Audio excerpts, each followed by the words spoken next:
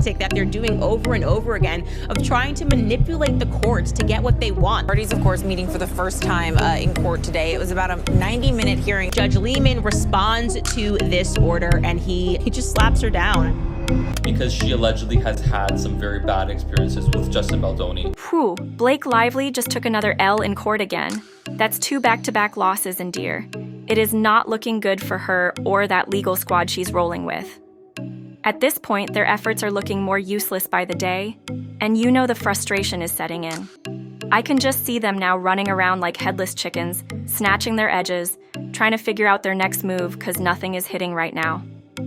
And after that last courtroom showdown over those civil harassment claims against her co-star Justin Baldoni, phew, child, things went from bad to an absolute mess. The judge straight up threw out the so-called evidence her team brought in, leaving Blake's lawyers scrambling like they just got hit with a plot twist they did not see coming. That we found out that Blake Lively's team, according to her attorney, is actually planning to file an amended complaint in their lawsuit against Justin Baldoni and others. According to her attorney, Michael Gottlieb, that is going to include new claims from Blake Lively, and they're going to be bringing this lawsuit against new defendants. Dear, Judge Lyman already did them a favor, giving them until February 14th, Valentine's Day, no less. But would you believe Blake's team had the nerve to pop back up, begging for even more time? Like, ain't y'all already skating on thin ice? They really out here pressing their luck like the judge is handing out extensions like candy? Then filed 2 days ago for an extension. They're like, actually, we're not going to be able to make that amendment due date of February 14th. And get this time? They had the audacity to ask for an extension all the way until March 5th. Like, girl, at this point, y'all might as well ask for a personalized calendar, because the stalling is getting ridiculous. To dear Judge Lehman, February 14th, 2025 is the original default deadline for Ms. Lively to file her amended complaint. As a matter of course, in relation to responsive pleadings of Wayfarer Studios, LLC. Then they go on to say Ms. Lively respectfully submits that an extension for filing an amended complaint, as a matter of course, to March 5th, 2025 is warranted. Oh, they tried it. But Judge Lehman shut that all the way down. Like, be for real. They already got extra time and now they are begging for more? Girl, please. Meanwhile, Blake's team was cooking up something spicy, lining up witnesses to spill all the tea on Justin Baldoni. And guess who was on the list? Miss Jenny Slate herself. Yep, the same Jenny who played his sister in It Ends With Us. Now that's about to be a plot twist. But he got a very strong tip from somebody regarding Jenny Slate potentially being brought into the suit. Jenny was riding hard for Blake like 10 toes down. She even called her a good friend, and y'all know that ain't just for show. Jenny wasn't just supporting Blake behind the scenes. She was out here loud and proud, shutting down all the messy allegations thrown at Blake Lively. Now that's real loyalty. This was a statement she released. She said, "As Blake Lively's castmate and friend, I voice my support as she takes action against those reported to have planned and carried out an attack on her reputation. Blake is a leader, loyal friend, and a trusted source of emotional support for me and so many who know and love her. What has been revealed about the attack on Blake is terribly dark, disturbing, and wholly threatening," she added. "I commend my friend, I admire her bravery, and I stand by her side." Oh dear, this courtroom drama just took a messy turn. So, when it was time for Jenny to spill the tea, she flipped the script on Blake. Word on the street is, she straight up denied having anything to do with the situation and acted like she was just some innocent bystander. Oop.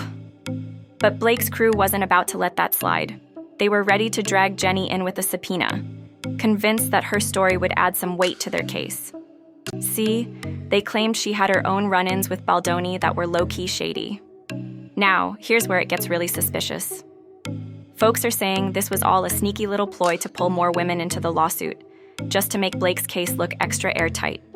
But when that plan flopped, Blake's team hit the judge with a "hold up, we need more time" request. And honey, Judge Lehman was not here for the games. When he asked why they needed until March 5th, Blake's legal team hit him with this long, drawn-out legal jargon about bringing in new players. One of those names? Jed Wallace and his company, Street Relations. Now, Blake's team was out here saying Wallace had dropped a whole 10-page lawsuit in Texas that somehow overlapped with their own case, and they just had to sort through the mess. Sounds legit, right? Not so fast. One of those intended parties, Jed Wallace, along with his company Street Relations, filed an anticipatory and meritless 10-page complaint in the federal district court in Texas regarding issues that substantially overlap with the issues. Oh, but hold up. Brian Friedman, Justin Baldoni's lawyer, wasn't about to let Blake's team get away with nothing. Nah, honey. He came fully prepared, and I mean with receipts, like real receipts. He pulled out the paper trail showing that Blake's crew straight up ghosted when Baldoni's team asked for an extension back in January, during the LA wildfires, no less. Yup, they were out here pretending like they never even heard the request. A mess, right? Blake's team thought they could just slide by without anyone noticing. But Brian had all the proof to make him look foolish in front of the judge. Of Wayfarer, and says, notwithstanding the Lively party's inexplicable refusal to consent to a similar extension requested by the Wayfarer parties in the throes of the Los Angeles wildfires. Okay, so Friedman was all like, all right, I'll give you the extension, but don't get too comfortable.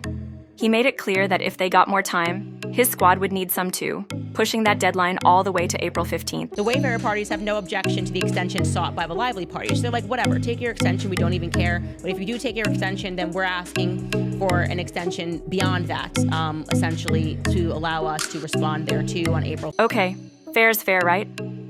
But dear, Brian wasn't finished yet. He straight up dropped a bombshell that had the whole courtroom shook. He spilled the tea, saying Blake's crew was out here trying to make Wallace look like the bad guy for the delay. But plot twist, Blake herself had filed a whole lawsuit against Wallace in Texas back on January 21st, 2 weeks before Wallace even hit back with his own legal action. Talk about a whole different story. What Lively parties conspicuously failed to mention is that the now pending litigation in Texas was precipitated by Miss Lively, who initiated legal action against Mr. Wallace in Texas state court on January 21st, approximately 2 weeks before he filed his federal lawsuit in— Ooh, the audacity. Blake's squad thought they were slick, trying to pull one over on the court, but Brian wasn't having any of it. Judge Lehman? Not impressed, honey. He straight up shot down their request for a whole month of extra time. Nah, he wasn't having it. He only gave them 1 extra day to get their amendment in, and you could feel the defeat in the air. Blake's team looked like they'd been hit with a ton of bricks heads down, shoulders drooping. It was clear as day they were out of moves. Judge Lehman made it crystal too. They ain't got no legit excuse for needing more time, and he wasn't about to let them drag this out longer than necessary. But wait for it. Remember when they tried to shut Brian down with that gag order, thinking they could keep him from talking to the media? The judge chose to not impose the gag order on Justin Baldoni's attorney Brian Friedman today, but did threaten to move up the trial if the media press war continued. Oh, the court wasn't playing no games, honey. They were like, nice try, but nah. So now Brian's free to spill the tea and share all the juicy details about the case, and trust, that's the last thing Blake's team wanted. Imagine trying to control the story, only for the court to hand the mic to your biggest enemy. Ooh, the drama! And just when you thought they couldn't take another L, bam. Justin Baldoni's legal crew went and launched a whole website, dropping receipts, evidence, and footage tied to the case. Now that's a whole new level of embarrassment. Baldoni's team launched a new website over the weekend, featuring an amended legal complaint and a 168-page timeline of events, including newly released text messages allegedly sent between the embattled stars of It Ends With Us, as well as Lively's husband, actor Ryan Reynolds. One alleged text from Reynolds to Baldoni expresses his excitement about It Ends With Us, writing, "This is gonna be incredible. I happen to adore you, Justin." Drop your thoughts in the comments below. Let's talk about it. If you're feeling the vibe, hit that like button. And if you're new to the fam, make sure you smash that subscribe button. Don't forget to hit that notification bell so you're the first to know when we drop the latest and greatest. Thanks for tuning in.